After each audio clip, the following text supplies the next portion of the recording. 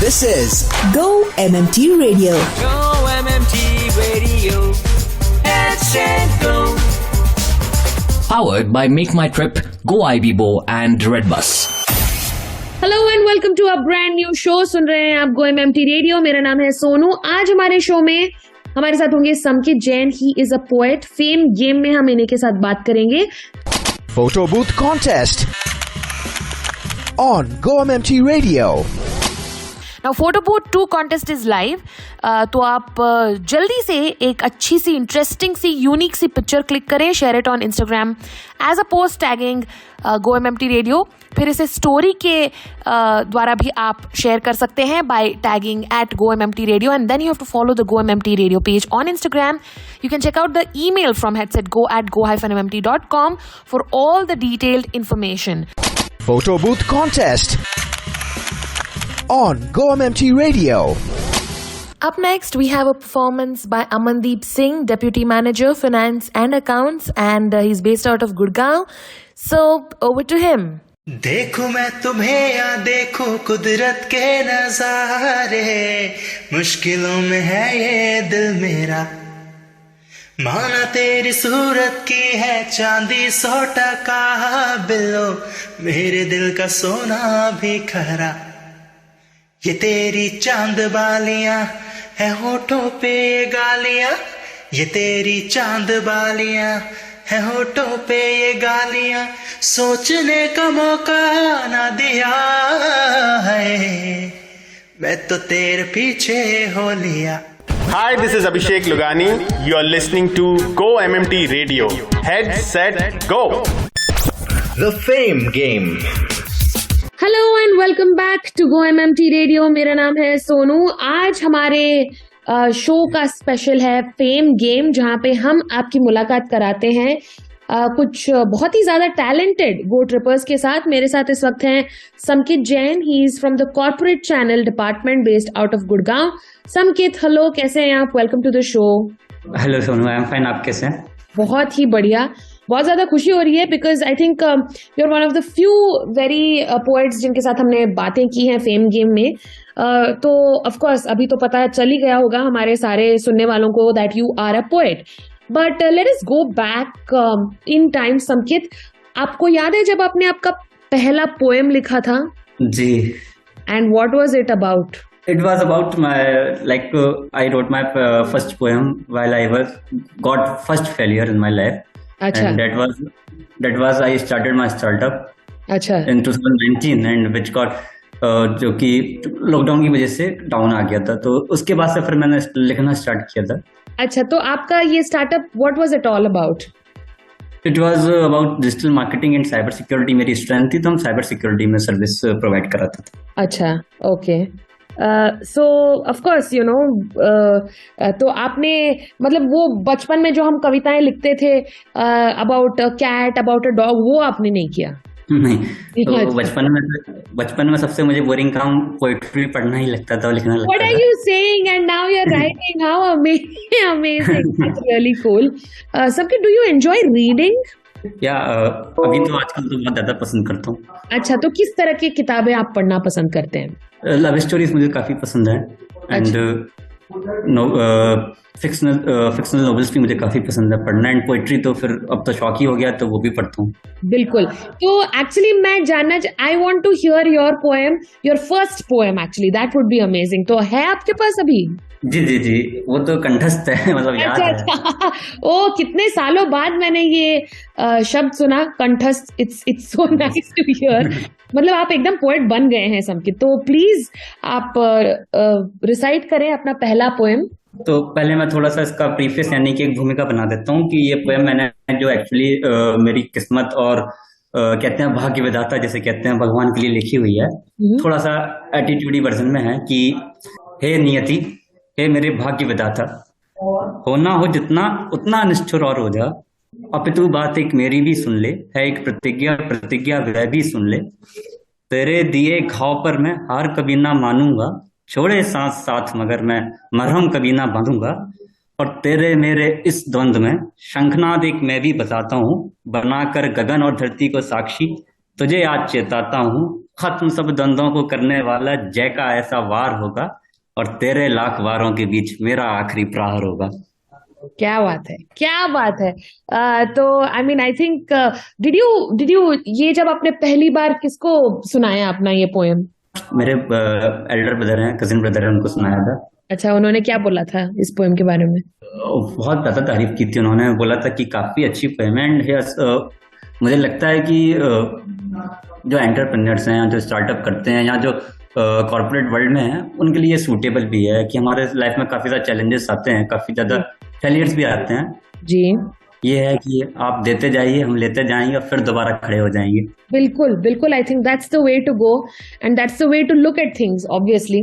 तो संकित, आपने fame game में हम आपकी पोएट्री के बारे में बातें कर रहे हैं। We also heard your first poem जो आपने लिखा था, लेकिन ये बाद में पैशन कैसे बन गया? How did you find joy in writing something? जो मेरी पोएम्स एक समय के बाद काफी सारे लोगों ने पसंद की, मुझे तो नहीं लगता था, लेकिन लोग कहते थे तो मुझे भी यकीन होने लगा कि मैं काफी अच्छा लिखने लगा हूँ, और हिंदी मेरा स्ट्रेंथ रही है। उसके बाद कुछ मेरी पोएम्स जो है newspapers and local newspaper and magazines में पब्लिश होना स्टार्ट हो गई। अच्छा। आफ्टर देन एक एंथोलॉजी कोई पब्लिश कर रहा था, तो उसके पास मेरी पोएम किसी ने फॉरवर्ड की थी, तो उन्होंने वहां पब्लिश कर दी। अच्छा। तो फिर थोड़ा सा और मोटिवेशन मिल गया, तो अब तक तो रेस्ट इज हिस्ट्री की 50 to 60 पोएम लिख चुका हूँ। आप लिख चुके हैं? Wow, amazing. पब्लिश भी हो चुकी हैं। तो अभी रिसेंटली क्या लिखा है आपने? रिसेंटली की अगर मैं बात करूं तो मैंने एक हम लड़कों के ऊपर ही लिखा था, हमारी लाइफ के ऊपर, कि जिसमें कि जो पोएम है कि दिखाती है कि हम लड़के कितना स्ट्रगल करते हैं। अच्छा। और कितना हमारे ऊपर दबाव रहता है आगे बढ़ने के लिए। हाँ, हाँ। तो वो कुछ ऐसे है कि जिम्मेदारी की बेड़ी में बंधकर आसमान छूने निकले हैं, जिम्मेदारियों की बेड़ी में बंधकर आसमान छूने निकले हैं, करोड़ों की इस भीड़ में अपना नाम बनाने निकले हैं, और चलते हैं, दौड़ते हैं, गिर जाते हैं, खुद ही उठते हैं और खुद ही संभल जाते हैं, ना रो पाते हैं ना कुछ कह पाते हैं, सब कुछ खुद ही खुद सह जाते हैं, हर शाम टूटते हैं, हर रात बिखरते हैं, पीकर रश्क पर अपने हम लड़के नई उड़ान भरते हैं। क्या बात है, very nice, very very nice. लेकिन ये लड़कियों के लिए भी लागू है यार, आप ऐसे तो मत बोलो कि हम लड़कों के बारे में, but I think it's a beautiful beautiful thought. मुझे जो आपका पहला लाइन है वो बहुत ज्यादा अच्छा लगा कि जिम्मेदारी की बेड़ी में बनकर आसमान छूने निकले। It's beautiful, it's beautiful. क्या आपको इंस्पायर करता है लिखने के लिए? डेली जो हम देखते हैं, महसूस करते हैं, सबसे ज्यादा तो यही इंस्पायर करता है। काफी ज्यादा हमारी कंट्रीज में काफी कुछ ऐसे इंसिडेंट्स होते हैं, वो हमें इंस्पायर करते हैं लिखने के लिए। जैसे मैं कभी व्यंग्यात्मक भी लिखता हूँ, व्यंग्यात्मक इन द सेंस मैंने कटाक्ष में भी लिखा हुआ है भारत की जुडिशरी सिस्टम पे, जो कि बहुत डिले होता है न्याय मिलने में, जस्टिस मिलने में, तो उस पर लिखा हुआ था। फिर एक कभी रिसेंटली आपको केस याद होगा श्रद्धा वाकर का हुआ था, एंड देन अभी एक और केस हुआ है हमारे गुड़गांव में, एक लड़की का एक्सीडेंट हुआ और उसको अप्रोक्स 3 से 4 किलोमीटर तक घसीटा गया गाड़ी से। बाकी मैं दिल्ली में रहता हूँ, तो निर्भया जैसे केसेस काफी सारे होते हैं, तो उस पर लिखा हुआ था मैंने। तो यही सारे डेली इंसिडेंट्स हैं जो मेरे को मोटिवेट करते हैं लिखने के लिए, और कुछ मुझे लगता है कि इससे चेंजेस भी आएंगे, आई थिंक। जी जी जी, बिल्कुल बिल्कुल, आई थिंक एब्सोल्युटली आप सही कह रहे हैं। लेकिन क्या है ना कि जनरली जब लोग कविता बोलते हैं तो ऐसे दिमाग में आ जाता है कि कुछ रोमांटिक ही होगा, क्योंकि वो कवियों का परसेप्शन है। तो आपने कोई रोमांटिक कविता लिखी है? जी जी जी, लिखी है। और इसके पीछे की क्या कहानी है, आप वो बताएं मुझे। कहानी तो अभी मतलब इतना कह सकते हैं कि कुछ ऐसी नहीं है, कुछ इतना खास इंटरेस्टिंग नहीं है। हाँ, बस ये है कि एक डे था 14 फरवरी, जिसे हम कहते हैं वैलेंटाइंस डे जी। उसके बाद उसके पहले एक दिन और आता है प्रपोज डे, जैसे बनाते हैं आजकल के जो आशिक हैं वो। तो उन लोगों के त्योहारों में एक प्रपोज डे त्योहार, मुझे यही अब जब वैलेंटाइंस डे को त्योहार बोल रहे, मुझे वही काफी फनी लग रहा है। बट आप प्लीज, मतलब ये आपने दूसरों के लिए लिखा है, अपने लिए नहीं? हाँ, मुझे लगता है कि किसी लड़की को प्रपोज करने के लिए, जैसे आजकल तो वो जो एक इंग्लिश वाला पैटर्न चालू हो गया है जी, तो मैंने कुछ हिंदी में लिखा हुआ है प्रपोज करने। और मुझे लगता है कि अगर इस तरीके से किया जाए तो काफी लोगों को जो रिजेक्शंस मिलते हैं शायद ना मिले उतने ऐसा मेरी उम्मीद है। जो भी गो ट्रिपर्स हमारे सुन रहे हैं, एक पेन और पेपर लेके आप रेडी हो जाएं, क्योंकि समकित की कविता आपको शायद हेल्प करे, क्योंकि फरवरी आ रही है, प्रपोज डे आ रहा है, तो समकित गो फॉर इट। तो लिखा है कि सुबह की चाय लाकर मैं दूं, हर शाम का प्याला तुम्हारे हाथ से पीना है। सुबह की चाय लाकर मैं दूं, शाम का प्याला तुम्हारे हाथ से पीना है। ख्वाब देखा था जो उस रोज, एक रोज हकीकत में जीना है। तुम्हारी जुल्फों के साए में हर दिनों मेरा, तुम्हारी जुल्फों के साए में हर दिनों मेरा, हर शाम तुम्हारे चादर आए आंचल में हो। तुम्हारी मुस्कान से हर सुबह हो मेरी, हर शाम तुम्हारा चेहरा ही चांद आ मेरे आंगन में हो। और तुम्हारे पायलों की छन छन मेरे घर में गूंजे, ये मेरा फेवरेट पार्ट है कि तुम्हारे पायलों की छन छन मेरे घर में गूंजे। कोना कोना कंगन की खन खन से भरा हो, तुम्हारे हाथों की मेहंदी से बगीचा मेरा महके। घर आंगन तुम्हारी सिंदूरी मांग से रंगा हो, कि अब तो बस तुम्हारे साथ ही जीना, तुम्हारी बाहों में ही मरना है। ख्वाब देखा था जो उस रोज, एक रोज हकीकत में जीना। क्या बात है, वेरी नाइस। तो ये आपने कभी किसी को ये रिसाइट किया है, ये पोएम? नहीं, अभी तक नहीं किया। खुद ही पढ़ लेता हूँ, खुद ही कोई प्रपोज कर लेता हूँ। नहीं वो तो करना ही चाहिए, लेकिन होपफुली ये चांस आपको बहुत जल्दी मिले। समकित, आप बहुत ज्यादा टैलेंटेड है और मैं चाहूंगी कि आप और भी ज्यादा लिखें, और you know maybe we get to see you on a bigger platform, maybe किसी गाने के लिरिसिस्ट के तौर पे। तो मैं आपके लिए बहुत सारी अच्छी विशेस भेज रही हूँ। Thank you so much for your time. Sonu, एक सेकंड, और मैंने एक्चुअली एक मैसेज पोएम और लिखी हुई है। अच्छा, प्लीज आप बेझिझक होके हमारे साथ शेयर करें। तो सबसे पहले तो बहुत सारे धन्यवाद आपको, बहुत सारा आभार कि आपने एक प्लेटफॉर्म मुझे दिया और इतनी सारी विशेस दी मेरे फ्यूचर के लिए। इसके लिए मैं बहुत ज्यादा ग्लैड हूँ। बाकी एक मेरी पोएम है जो मैंने लिखी थी मेट्रो में, जब हमारी दिल्ली में काफी ज्यादा केसेस होते हैं वुमेन्स को लेके, गर्ल्स को लेके, तो वहाँ मैंने एक छोटी सी पोएम रक्षाबंधन के डे पे लिखी थी। और इसके पीछे लिखने की मैं एक थोड़ा सा आपको भूमिका बता देता हूँ कि एक लड़के ने अपनी बहन से पूछा कि क्या गिफ्ट चाहिए, तो वो बहन क्या मांग सकती है अपने भाई से, वो मैंने कुछ एक 8-10 लाइनों में लिखा हुआ है, तो वही बस पढ़ता हूँ। कि लिखा है कि जीन्स सलवार या साड़ी पहने, जीन्स सलवार या साड़ी पहने, ऑटो ट्रेन बस में सफर करती हो, सुनसान जगह या मॉल बार में, चाहे रातों में अकेली चलती हो, वो बहन किसी की तुमको जब मौका नहीं जिम्मेदारी लगती हो, देख तुमको पास अपने चाल उसकी सहज होती हो, कलाई पर बंधी राखी का फर्ज अदा तब हो पाएगा, और प्रिय भाई पर्व रक्षाबंधन तभी सार्थक हो पाएगा। Thank you. क्या बात है, क्या बात है समकित, बहुत ब्यूटीफुल। और मैं चाहूंगी कि आप कहीं ऑनलाइन अपनी कविताएं शेयर करते हैं समकित? एक्चुअली मेरा एक पेज है, हाँ, तो उसी पे करता हूँ, उसका नाम है लफ्ज ए राहत।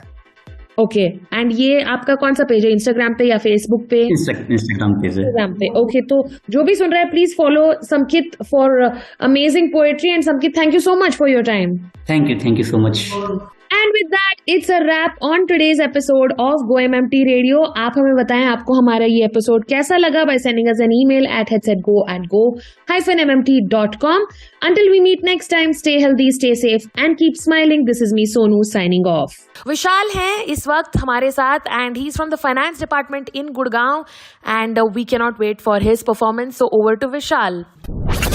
ਅਸੀਂ ਮੰਨਦੇ ਹਾਂ ਪਿਆਰ ਤੇਰੇ ਅੱਗੇ, ਹਾਂ ਪਿਆਰ ਸਾਡਾ ਫਿੱਕਾ ਸੋਹਣੀਏ, ਹੋ ਅਸੀਂ ਮੰਨਦੇ ਹਾਂ ਦਿਲ ਤੇਰਾ ਵੱਡਾ, ਹਾਂ ਸਾਡਾ ਥੋੜਾ ਨਿੱਕਾ ਸੋਹਣੀਏ,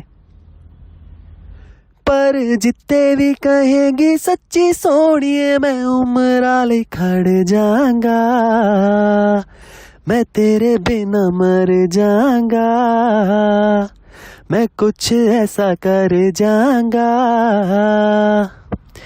जे तू मेरी ना होई मेरे यारा, मैं सावा तेरे नाम कीतियां, मैं साह लेने छड़ जाऊंगा, जे तू मेरी ना होई मेरे यारा। Hello, Go Trippers! This is Ranveer Singh and you are listening to Go MMT Radio. Head, set, go! To listen to your favorite Go MMT radio from anywhere, follow us on YouTube, Facebook, LinkedIn and Instagram. Visit the Go MMT radio page for daily updates and enjoy listening to your favorite radio channel.